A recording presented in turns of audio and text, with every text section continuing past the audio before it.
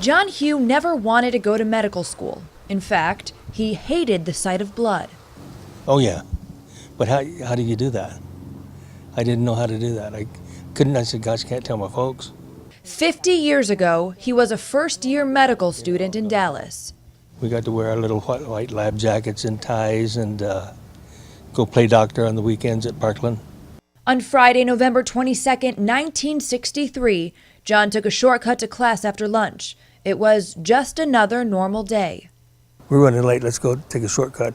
There was a shortcut from the cafeteria through the emergency room by way of the blood bank. And just as we got to that juncture of the emergency room and blood bank, looked down the hall and there was screaming. President Kennedy has been shot in Dallas, Texas. There, at Parkland Hospital, the Secret Service saw John and mistook him for a doctor. And he said, we've got to get him in the hospital, got to get him into the ER. And I climbed into the back seat. Something that you did when you were told to do, like being professional. John helped carry the president's body into the hospital. He still remembers every moment, every detail. I was at the head pushing. Mrs. Kennedy was right here. And I remember hearing the click, click, click, click, click, click of the wheel. And why I remember these things, I don't know.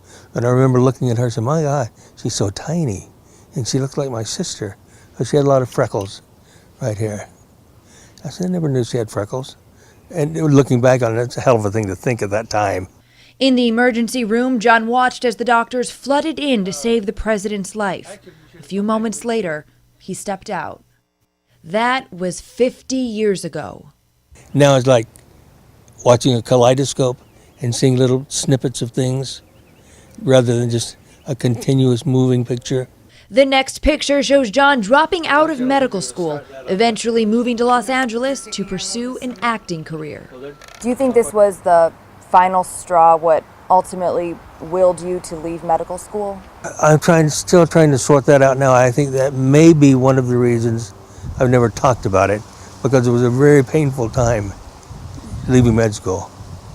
I mean, one of the first in my family who graduated from college, certainly the first who'd been accepted into graduate school, medical school, and was going to be a doctor.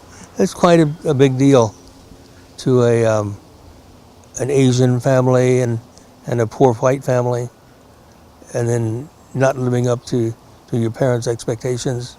It was pretty traumatic. John eventually gathered himself and grew into his own, now working as a talent agent.